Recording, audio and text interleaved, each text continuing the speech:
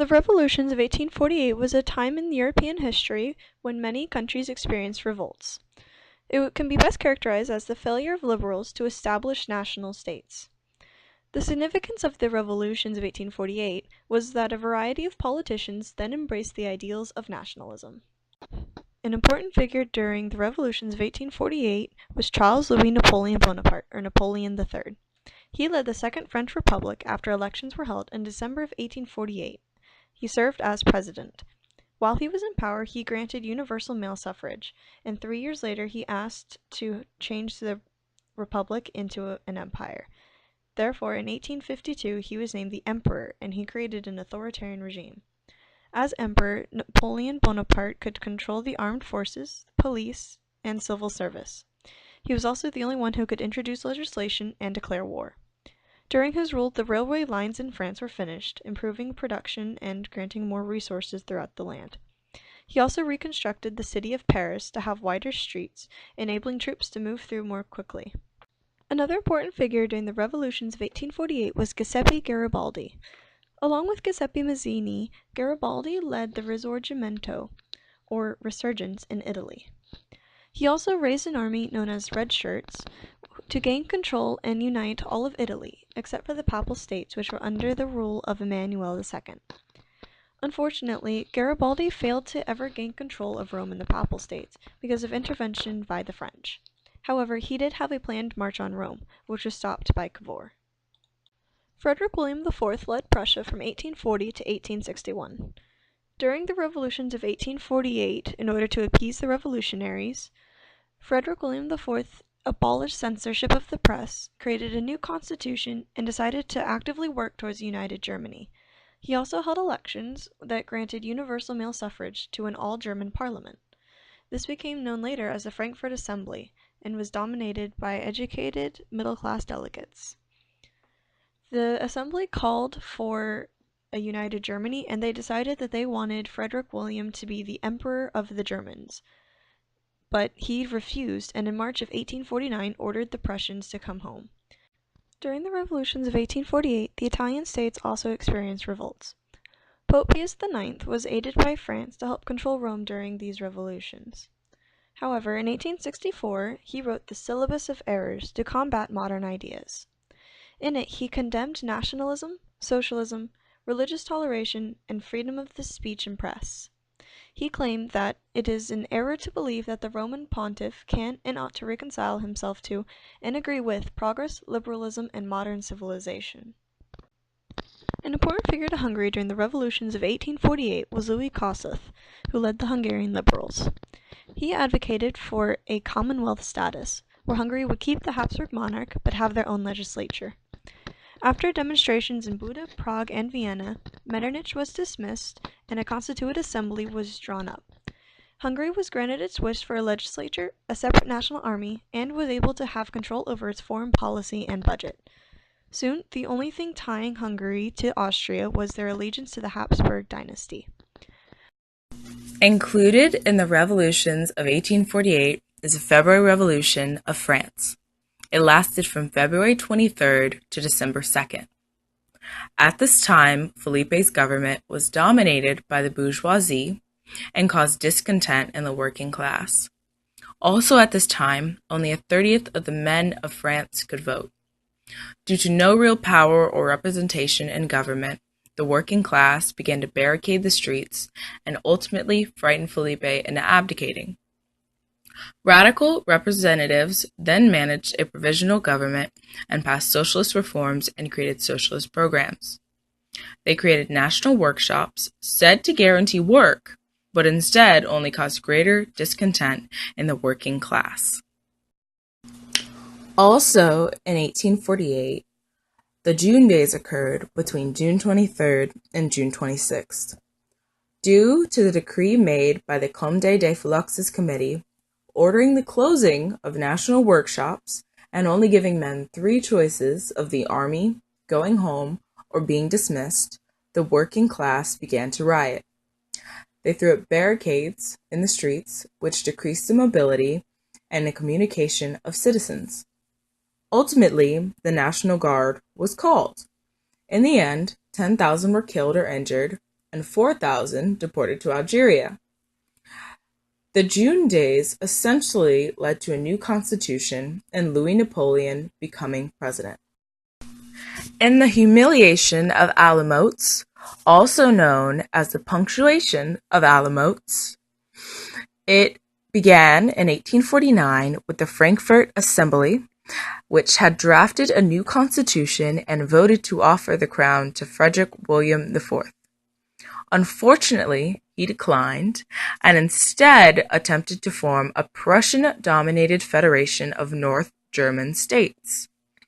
Austria strongly opposed this and threatened force if they did not stop. Prussia gave way under the threat, and what is termed the humiliation of Alamotes in 1850. Austrians then re-established the German Confederation. In Italy, the Roman Republic was established in 1849.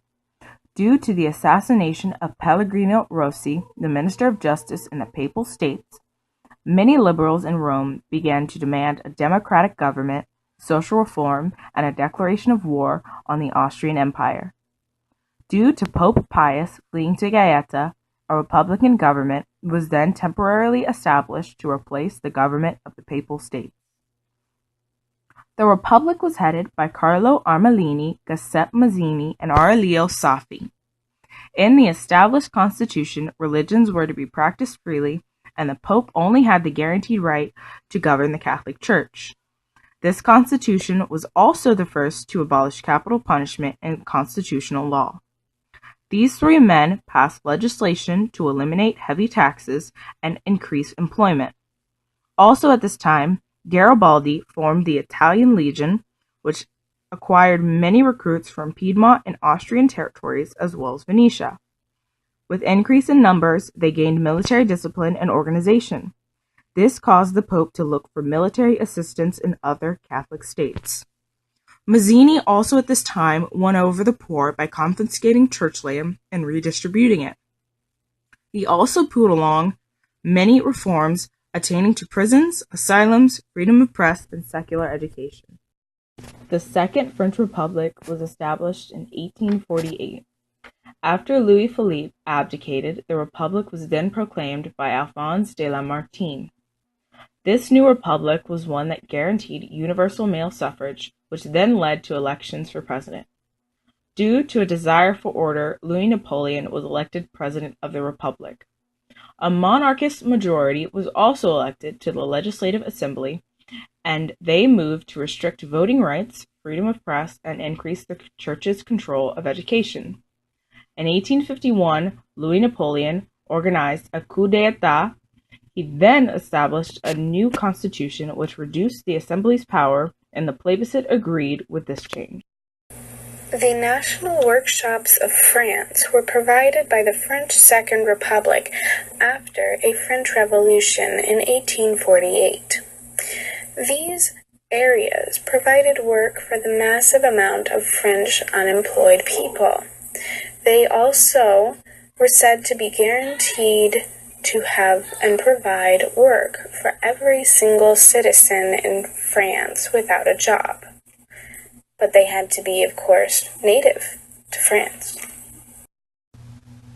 Nationalism in Austria was shown politically by Metternich. However, socially, nationalism was shown through Romanticism in literature and art.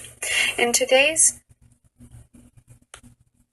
day and age, one can observe these in watching Les Miserables, showing the needs and stresses of everyday people and their ways of going about things. However, this does not indicate the notion of romanticism in art. In art, romanticism was used to capture the emotion of a moment, which made sense to use it to capture the emotional backlash of nationalism, especially with all these needs of having your own voice and being separate from your own government. Romanticism was sort of a gateway for the people to get their voices out there, to be heard without even actually having to go through the trouble of getting a Congress, like, Congress of Vienna. Risorgimento means resurgence in Italian and is the name given to the ideals of the Italian unification. This began with the Congress of Vienna and the end of Napoleonic rule. Class conflict in France. When first hearing about this, you would obviously think about the initial French Revolution. How this is related is pretty apparent, whereas it has to do with the proletariats instead of the Third Estate. You can probably guess this is the beginning of the Communist Manifesto. However, it is actually named Class Conflict in France, written by Karl Marx, depicting the Marxist theory. It is a documentation of the struggle of the proletariat. When talking about the House of the Bourbons in reference to the revolutions of 1848, one would think of Louis Philippe, the Duke of Orleans, who was a descendant of the brother of Louis XIV and the head of the Orleanist cadet branch of the Bourbons. He agreed to reign constitutionally and under the tricolor, and he was proclaimed King of the French on August 7th. The resulting regime was known as the July Monarchy, and it lasted until the Revolution of 1848. The Bourbon monarchy in France ended on 24th of February 1848, when Louis Philippe was forced to abdicate, and the short-lived Second Republic was established. In 1848, the Habsburg family was in charge of the Austrian Empire, and they were threatened by the revolutionary movements happening throughout all of Europe at the time. In Bohemia, loyalists to the Habsburg emperor used their own military to crush their own national movement. The Habsburgs defeated the Czech and Italian revolutions, and Prague was the first victory of counter-revolution in the Austrian Empire. The Frankfurt Parliament met in Frankfurt, Germany, in 1848. The city of Frankfurt was the seat of the Germanic Confederation. This parliament or assembly was called to draft a new constitution for the newly united Germany. The parliament was split into two groups, the Grossdeutsch and the Kleindeutsch. The Grossdeutsch wanted a large Germany and argued for the inclusion of Austria. The Kleindeutsch wanted a small Germany and argued for the exclusion of Austria and for making the King of Prussia the Emperor of the Germans. Kleindeutsch won, but Frederick William IV declined his new title. The Frenchman Louis Blanc offered an early socialist approach to a better society. In his work, The Organization of Work, he maintained that social problems could be solved by government assistance. Denouncing competition as the main cause of the economic evils of his day, he called for the establishment of workshops that would manufacture goods for public sale. The state would finance these workshops, but the workers would own and operate them. Revolutionary cries for change caused many German rulers to promise constitutions, a free press, jury trials, and other liberal reforms. King Frederick William IV agreed to abolish censorship, establish a new constitution, and work for a united Germany. In Austria, what seemed to be the only lasting result of the Revolution of 1848 was the Act of Emancipation of September 7, 1848, that freed the serfs and eliminated all compulsory labor services.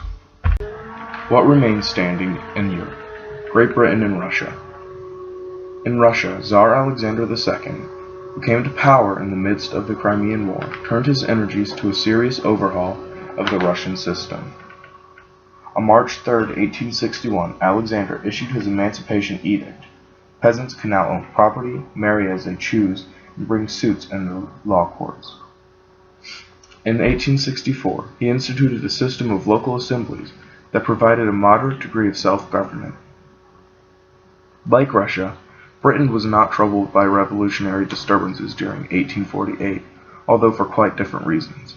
The Reform Act of 1832 had opened the door to political representation for the industrial middle class, and in the 1860s, Britain's liberal parliamentary system demonstrated once more its ability to make both social and political reforms that enabled the country to remain stable and prosperous.